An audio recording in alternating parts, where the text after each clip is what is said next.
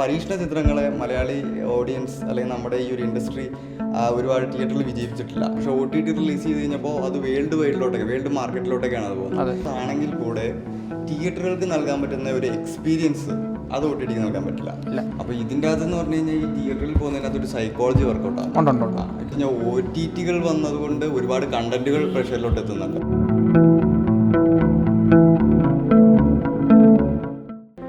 നമസ്കാരം, ഞാൻ നിതിൻ ബിജി. സമകാലിക വിഷയങ്ങളെക്കുറിച്ച് ചർച്ച ചെയ്യുന്ന ഈ വേദിയിൽ ഇന്ന് നമ്മൾ തിരഞ്ഞെടുത്തിരിക്കുന്ന വിഷയം OTT റിലീസുകളും തിയേറ്റർ റിലീസുകളുമാണ്. ഇതിനെക്കുറിച്ച് ചർച്ച ചെയ്യാൻ ഇന്ന് നമ്മോടൊപ്പം ഉള്ളത് എൻ്റെ സുഹൃത്തും സഹപാഠിയുമായ മിലൻ ആൻ്റണി തോമസാണ്. മിലൻ, നമ്മളിന്ന് തിരഞ്ഞെടുത്തിരിക്കുന്ന വിഷയം വളരെ സാമൂഹ്യ പ്രസക്തിയുള്ളൊരു വിഷയമാണ്. കാരണം ലോക്ക്ഡൗണിന് ശേഷം ഒരുപാട് മാറ്റങ്ങളാണ് OTT നമ്മുടെ ഇൻഡസ്ട്രിയിൽ കൊണ്ടുവന്നിരിക്കുന്നത്. ഈ മാറ്റത്തെ താങ്കൾ എങ്ങനെയാണ് നോക്കിക്കാണുന്നത്? ശരിയാണ് നിതിൻ. കൊറോണ സമയത്ത് നമ്മുടെ വീടുകളിൽ എല്ലാവരും ഒറ്റപ്പെട്ട് നിൽക്കുന്ന സമയമായിരുന്നു. ആ നേരത്താണ് ഒരുപാട് നമ്മൾ വെബ് സീരീസ് കാണാൻ തുടങ്ങിയത്. അങ്ങനെയാണ് ഗെയിം ഓഫ് ത്രോൺസും ഈ മണി ഹീസ്റ്റും ഒക്കെ ഒരുപാട് പോപ്പുലറായി തുടങ്ങി. അതിനുശേഷമാണ് ഈ കൊറോണയാണ് സമയത്തുള്ള ലോക്ക്ഡൗണാണ് ഇത് ശരിക്കും ഒരു OTT ജനകീയമാക്കി തീർത്തത്.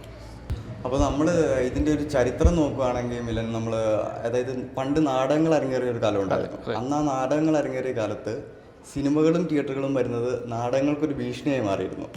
എന്നാൽ ഇപ്പോൾ നോക്കുകയാണെങ്കിൽ തിയേറ്ററുകൾ അരങ്ങേറുന്ന കാലത്താണ് OTT വരുന്നത്. അപ്പോൾ ഇത് ഒരു വലിയ മാറ്റം പോലെയാണ് നമ്മുടെ ജനം ഏറ്റെടുത്തിരിക്കുന്നത്. അപ്പോൾ ഈ മാറ്റത്തെ താങ്കൾ എങ്ങനെയാണ് അത് നോക്കിയാണ്? നാടകത്തിന് ശേഷം നമ്മുടെ തിയേറ്ററിന് ഭീഷണിയായിട്ട് വരുന്ന സീരിയലുകളാണ്. സീരിയലുകൾ ആദ്യകാലത്ത് വന്ന സീരിയലാണ് ജോല. അതിൻ്റെ ഒരു രസം എന്താണെന്ന് വെച്ചാൽ അതിൻ്റെ പ്രൊഡ്യൂസർ മമ്മൂട്ടിയാണ്. അപ്പോൾ സീരിയലുകൾ ഒരിക്കലും തിയേറ്ററിന് ഒരു ഭീഷണിയായിട്ട് തോന്നുന്നില്ല. അദ്ദേഹം അത് സമ്മതിച്ചത്. അതെ. പക്ഷെ നമ്മൾ അതിൽ നിന്ന് വന്ന് മാറ്റി നോക്കുകയാണെങ്കിലും അന്നൊക്കെ ആണെങ്കിലും സിനിമകൾ എപ്പോഴും ഇറങ്ങുന്നത് തിയേറ്ററുകളിൽ തന്നെയായിരുന്നു, റിലീസ് എപ്പോഴും തിയേറ്ററുകളിൽ തന്നെയായിരുന്നു. പക്ഷേ OTT വലിയൊരു മാറ്റമാണ് കൊണ്ടുവന്നേക്കുന്നത്. കാരണം തിയേറ്ററിൽ ഇല്ലാണ്ട് ഡയറക്റ്റ് റിലീസാണ് OTTയിൽ. അപ്പോൾ ഇതൊരു വലിയ മാറ്റമാണ്. ഈ മാറ്റങ്ങൾ എന്നാണ് തുടങ്ങിയത്? അങ്ങനെയുള്ള കാര്യങ്ങൾ എന്താണ്? ഇത് ശരിക്കും 2015-13 കമലഹാസനാണ് തുടങ്ങിയത് വിശ്വരൂപത്തിൻ്റെ സമയത്ത്. അന്നത്തെ ജയലളിത സർക്കാരുമായിട്ട് എന്തോ ഒരു ഇഷ്യൂ വന്ന് ഇത് റിലീസ് ചെയ്യാൻ പറ്റാത്ത സമയത്ത് ആണ് ഇത് DTH റിലീസ് ചെയ്യുമെന്ന് പറഞ്ഞു വെക്കുന്നത്. അന്ന് ആർക്കും ഒരു ഐഡിയയും ഇല്ല. ഇത് സബ്സ്ക്രൈബ് ചെയ്ത് TV കാണാൻ പറഞ്ഞു. എല്ലാവർക്കും സംശയമായിരുന്നു. പിന്നീട് പ്രശ്നങ്ങൾ തീർത്ത് അത് പിന്നെയും തിയേറ്ററിൽ തന്നെ റിലീസ് ചെയ്തു. എന്നാലും കമലഹാസനാണ് ഇതിന് തുടക്കം കുറിച്ചത്. മലയാളത്തിൽ ആദ്യമായിട്ട് ഡയറക്റ്റ് OTT റിലീസ് ചെയ്തത് സുഫീൻ സുജാതയാണ്. അപ്പോൾ അതൊരു വലിയ, അതായത് OTTക്ക് വേണ്ടി ഒരു വലിയ പ്ലാറ്റ്ഫോം, അതായത് അന്ന് ഐഡിയ കമലഹാസനാണ് ഇതിനൊരു തുടക്കം ഇട്ടത്. ഇന്ത്യൻ നമ്മുടെ ഇൻഡസ്ട്രിയിൽ കമലഹാസനാണ് ഇതിനൊരു വലിയ തുടക്കം. അതൊരു വലിയ മുന്നേറ്റമായിട്ടാണ് ഇന്ന് വന്നിരിക്കുന്നത്. പക്ഷെ നമ്മളൊന്നുകൂടി നോക്കി കഴിഞ്ഞാൽ ലോക്ക്ഡൗൺ ആണ് ഈ OTTനെ ഇത്രയും ജനകീയമാക്കിയത്. ഇല്ലെങ്കിൽ ആൾക്കാർ, അതായത് കണ്ടന്റ് ഒന്നുമില്ല, അതായത് ദൃശ്യങ്ങളൊന്നുമില്ല, സിനിമകളൊന്നും ഇല്ലാത്തൊരവസ്ഥയിലാണ് മലയാളികൾ ഇരിക്കുന്ന സമയത്ത്. എന്നാൽ വിദേശത്ത് ഒരുപാട് സിനിമകൾ ഇറങ്ങുന്നുണ്ട്. OTTയിൽ റിലീസുകൾ നടക്കുന്ന സമയമായിരുന്നു. അന്നാണ് സൂഫി സുജാത, ഇപ്പോൾ മിലൻ പറഞ്ഞ പോലെ തന്നെ സൂഫി സുജാത വരുന്നത്. അത് മലയാളികൾ ഇരുകൈ നീട്ടി സ്വീകരിക്കുകയും ചെയ്തു. അപ്പോൾ അതാണ് ഇതിനൊരു വലിയ മാറ്റം കുറിച്ചത്. പിന്നെ പുറകെ നമ്മൾ നോക്കുമ്പോൾ ഒരുപാട് സിനിമകൾ വരുന്നു, ജനം ഇതെല്ലാം ഏറ്റെടുക്കുന്നു, ഒരുപാട് ആളുകളിലോട്ടേക്ക് ഇതെത്തുന്നു. അപ്പോൾ ഇത് OTTയുടെ ഒരു വലിയ അഡ്വാൻറ്റേജസ് ആണ്. അപ്പോൾ ഇത്തരം, അതായത് പ്രേക്ഷകന് ഏത് സമയത്തും ഏത് സാഹചര്യത്തിലും കാണാനുള്ള ഒരു അവസ്ഥ വന്നു. അപ്പോൾ ആ അഡ്വാൻറ്റേജസ് അതിനെ എങ്ങനെയാണ് നോക്കിയത്? അതുകൊണ്ടാണല്ലോ ഓവർ ദ ടോപ്പ് എന്ന് പറയുന്നത്. ഏത് വഴിയുടെ വെച്ചും ഏത് സാഹചര്യത്തിലും നമുക്ക് കാണാം. ഫോണും സബ്സ്ക്രിപ്ഷനും ഉണ്ടെങ്കിൽ എങ്ങനെയും കാണാം. അപ്പോൾ അതാണ് അതിൻ്റെ ഒരു അഡ്വാൻറ്റേജ് എന്ന് പറയുന്നത്.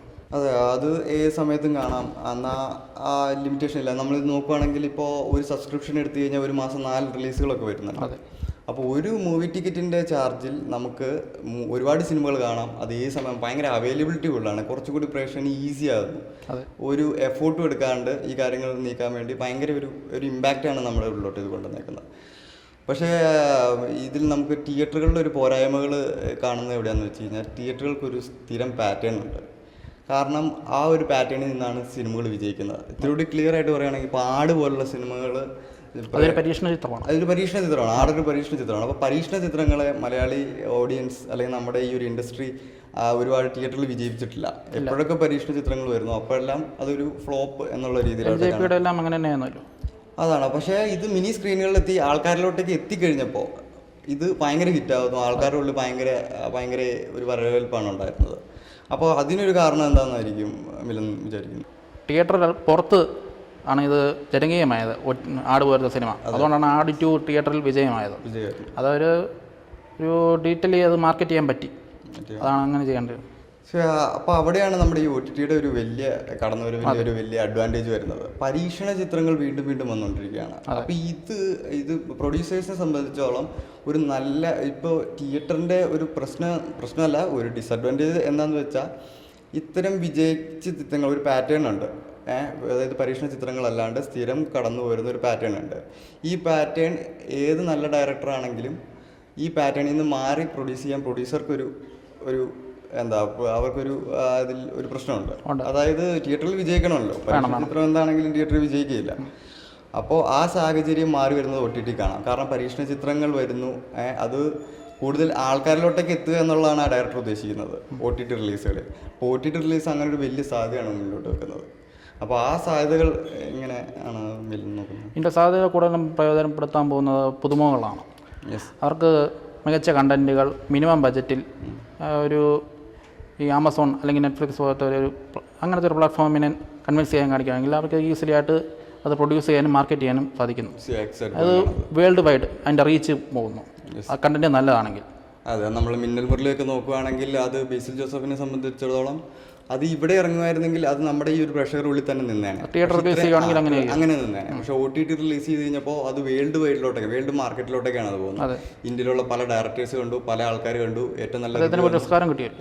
ഏറ്റവും നല്ല നെറ്റ്ഫ്ലിക്സിൽ ഏറ്റവും കൂടുതൽ സ്ട്രീം ചെയ്ത ഒരു സംഭവമായിരുന്നു അത്. വിദേശികൾ ഒരുപാട് കണ്ടു. നമ്മുടെ പശ്ചാത്തലത്തിൽ ഒരു സൂപ്പർ ഹീറോ മൂവി, ഇതൊരു പരീക്ഷണ ചിത്രമാണ്.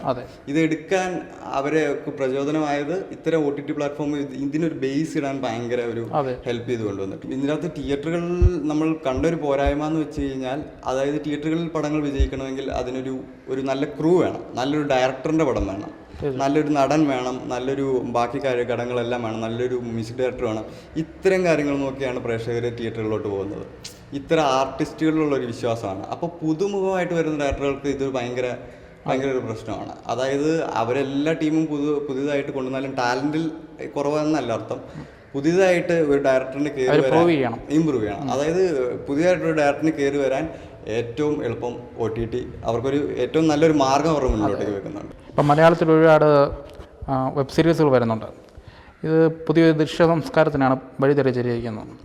അപ്പോൾ ഇത്തരം വെബ് സീരീസുകളുടെ കടന്നുവരവ് തിയേറ്ററിനെ എങ്ങനെ ബാധിക്കുന്നതെന്ന് പറയാൻ പറ്റുമോ? ഇതിൻ്റെ അകത്തൊരു വലിയ ഫാക്ടർ എന്താണെന്ന് വെച്ച് കഴിഞ്ഞാൽ, ഈ വെബ് സീരീസ് ഒരു പുതിയ ദൃശ്യ സംസ്കാരമാണ്. അതെ, ഇത് സിനിമയുടെ ഒരു ടൈമിനെ ബ്രേക്ക് ചെയ്യുന്നുണ്ട്. സിനിമയ്ക്ക് ഒരു ടൈമുണ്ട്, ഇത്ര ടൈം മുതൽ ഇത്ര ടൈം വരെ. അപ്പോൾ ഡയറക്ടർ അതിൻ്റെ ഉള്ളിൽ നിന്ന് വേണം ഇത് ക്രാഫ്റ്റ് ചെയ്തെടുക്കാൻ. അപ്പോൾ സീരീസുകൾ പോലെ ആകുമ്പോഴത്തേനും ഡയറക്ടറിന് കൂടുതൽ ഫ്രീഡമാണ് വരുന്നത്. അവരുടെ കഥ മാക്സിമം ക്യാരക്ടർ ബിൽഡ് ചെയ്യാനും അവർക്ക് ബാക്കിയുള്ള കാര്യങ്ങളിൽ ടെക്നിക്കലായിട്ടോ അങ്ങനെ എന്ത് കാര്യത്തിലും ഭയങ്കര ഒരു ഫ്രീഡമാണ്. അപ്പോൾ ഇതൊരു പുതിയ സംസ്കാരമാണ് നമ്മളിലോട്ട് കൊണ്ടുവരുന്നത്. അപ്പോൾ ഇത് വലിയൊരു ഇമ്പാക്റ്റാണ് കൊണ്ടുവരുന്നത്.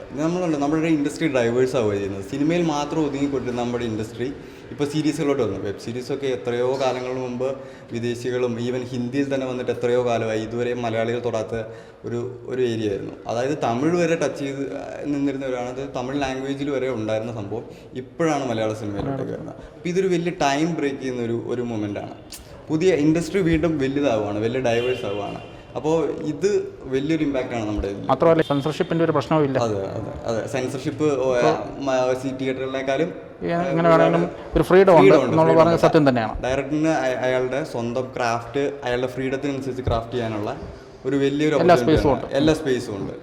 തിയേറ്ററുകളിൽ ലിമിറ്റേഷൻസ് ഉണ്ട്. നമ്മൾ നോക്കുകയാണെങ്കിൽ അതിൻ്റെ അകത്ത് പല കണ്ടന്റുകളും, ഇപ്പോൾ ചില വാക്കുകൾ നമ്മളിപ്പോൾ പല സിനിമകളും നമ്മൾ കണ്ടു OTTയിൽ വന്നത്.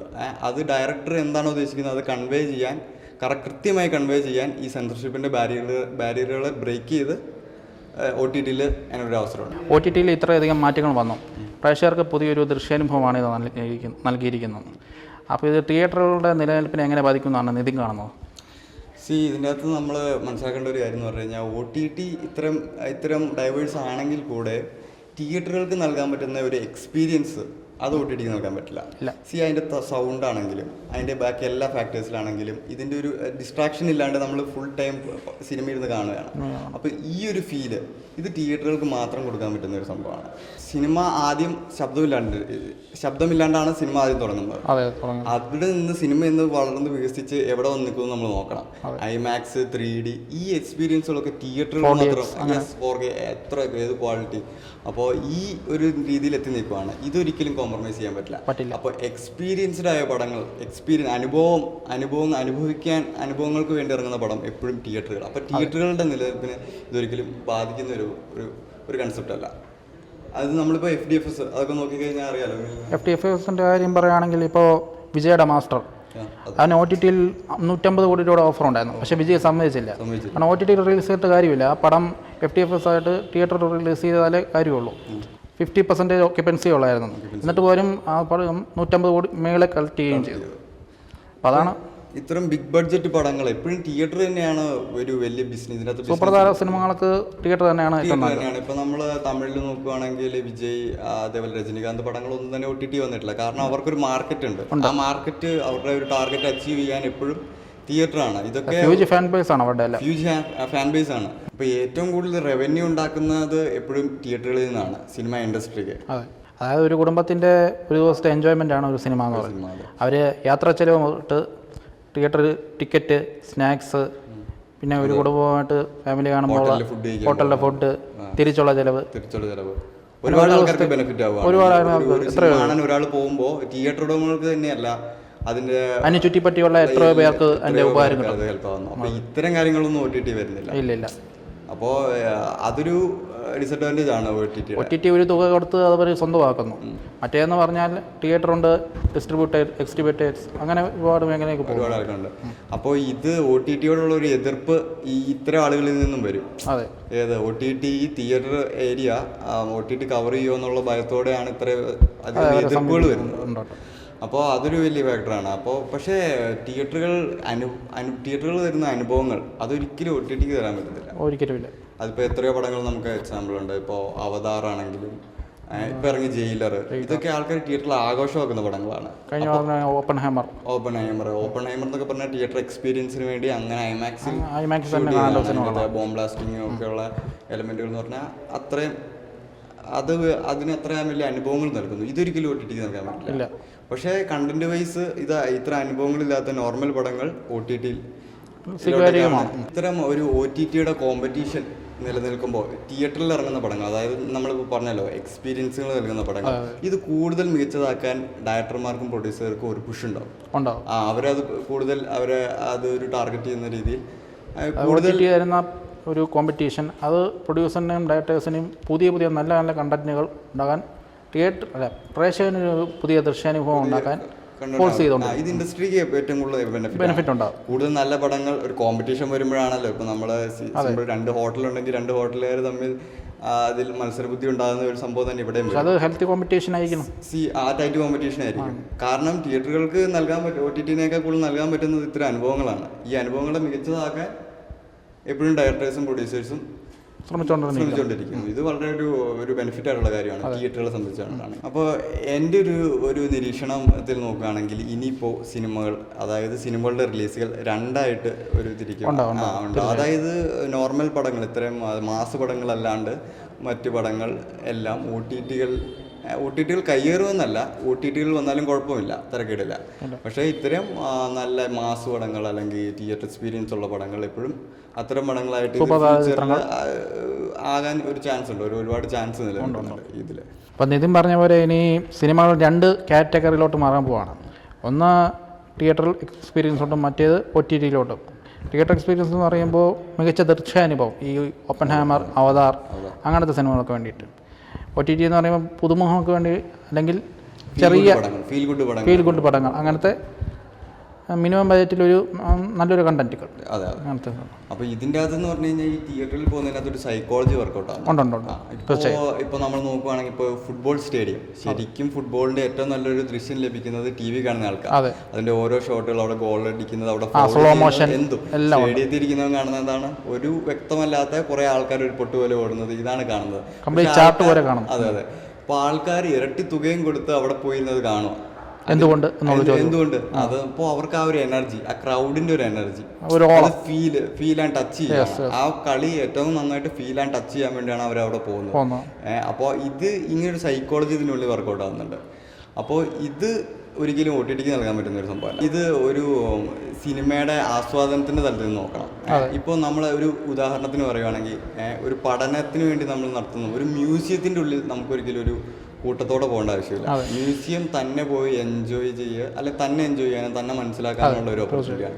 പക്ഷേ നേരെ തിരിച്ച് നമ്മളൊരു അമ്യൂസ്മെന്റ് പാർക്കിലാണ് പോകുന്നതെങ്കിൽ അത് നമ്മുടെ ഫ്രണ്ട്സ് ഒക്കെ ആയിട്ട് പോയി എൻജോയ് ചെയ്യാൻ വേണ്ടി, വിനോദമാണ് അവിടുത്തെ സംഭവം. അപ്പം എന്റർടൈൻമെന്റ് വിനോദത്തിന്റെ കാര്യത്തിൽ തിയേറ്റർ തന്നെയാണ് എപ്പോഴും വരുന്നത്. പക്ഷേ നമ്മൾ മുമ്പ് പറഞ്ഞ പോലെ ഒരു മ്യൂസിയം തന്നെ പോയാലും മതി. അങ്ങനത്തെ സിനിമകളും ഉണ്ടല്ലോ, നമ്മൾ ജനർ വെച്ച് എക്സാമ്പിൾ. ഇപ്പോൾ സൈക്കോളജിയുടെ കാര്യം പറഞ്ഞപ്പോൾ രോമാഞ്ചം എന്ന് പറയുന്ന സിനിമ തിയേറ്ററിൽ ഭയങ്കര ഓളമായിരുന്നു. OTT വന്നപ്പോൾ അത് ഫ്ലോപ്പായി. അപ്പം മാമാന് വന്നപ്പോൾ ക്യാരക്ടർ തന്നെ മാറിപ്പോയി. അത്തരം വ്യത്യാസങ്ങളാണ്. ഇത് വീണ്ടും ഒരുപാട് ആൾക്കാരിലോട്ടേക്ക് ഇത് എക്സ്പാൻഡ് റീച്ച് ചെയ്യുക.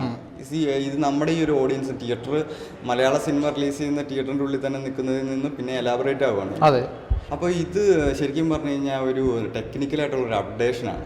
ഇത് നമ്മൾ മാറ്റങ്ങളിൽ കൂടെയാണ്. ഇത് ഒരിക്കലും ഒരു എൻഡല്ല.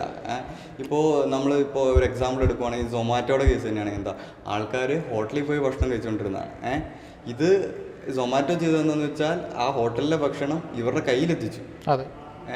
ചെറിയൊരു ഫീസ് എടുത്തിട്ട് അവരത് അവരുടെ കയ്യിലെത്തിച്ചു. ഇത് തന്നെയാണ് നെറ്റ്ഫ്ലിക്സ് ചെയ്യുന്നത്. അതായത് തിയേറ്ററുകളിലുണ്ടായിരുന്ന പടം അത് ഇവരുടെ കൈകളിലോട്ട് എത്തിച്ചു. So it's an updation. ഇത് ടെക്നോളജിയുടെ ഒരു വലിയ ചേഞ്ചാണ്. ഇതിനകത്ത് വേറെ തിയേറ്ററുകൾക്കൊന്നും പേടിക്കാനില്ല. ഇതൊരു കണ്ടിന്യൂഷനാണ്. ഇത് ഇങ്ങനെ ഇത് മുഴുവൻ ഡെവലപ്പ് ആയിക്കൊണ്ടിരുന്ന ഒരു ഭാഗമാണിത്. അതായത് ഇത് ഇനിയും വേറെ തലങ്ങളിലോട്ട് പോകും. നമ്മൾ ഇന്നിപ്പോൾ കാണുന്ന പോലെ ആയിരിക്കില്ല നാളെ. അപ്പോൾ ഇപ്പോൾ വന്നൊരു മാറ്റം എന്ന് വെച്ച് കഴിഞ്ഞാൽ OTTകൾ വന്നതുകൊണ്ട് ഒരുപാട് കണ്ടന്റുകൾ പ്രേക്ഷകരിലോട്ട് എത്തുന്നുണ്ട്, ഒരുപാട് കണ്ടന്റുകൾ ഇറങ്ങുന്നുണ്ട്, ഒരുപാട് സിനിമകൾ റിലീസ് ആകുന്നുണ്ട്. അപ്പോൾ ഇതിനർത്ഥം എന്ന് പറഞ്ഞാൽ ഇൻഡസ്ട്രിയും വലുതാവുകയാണ്. ഇൻഡസ്ട്രി ഒരുപാട് അവസരങ്ങൾ മുന്നോട്ട് വെക്കുകയാണ്. ഒരുപാട് ഡയറക്ടേഴ്സ് ഡൈവേഴ്സ് ആയിക്കൊണ്ടിരിക്കുകയാണ്. അപ്പോൾ ഇൻഡസ്ട്രിയെ സംബന്ധിച്ചിടത്തോളം OTTയും തിയേറ്ററും ഇത് രണ്ടും ഉള്ളത് എപ്പോഴും ഗുണകരമാണ്, എപ്പോഴും ബെനിഫിഷ്യൽ ആയിട്ടുള്ള സംഭവമാണ്. അപ്പോൾ നമ്മൾ ഇത്രയും നേരം നടത്തിയ ചർച്ചയിൽ ഉരുത്തിരിഞ്ഞു വന്ന ആശയം എന്താണെന്ന് വെച്ചാൽ OTT റിലീസും തിയേറ്റർ റിലീസും കലയെ സപ്പോർട്ട് ചെയ്യുന്ന രണ്ട് ഘടകങ്ങളാണ്. രണ്ടും ഒരു നാണയത്തിൻ്റെ ഇരുവശങ്ങളാണ്. അപ്പോൾ സിനിമ ഇൻഡസ്ട്രി ഇനിയും വലുതാകട്ടെ, കല ഇനിയും ഡൈവേഴ്സായി വളരട്ടെ, നല്ല സിനിമകൾ ഇനിയും ഉണ്ടാവട്ടെ. നന്ദി.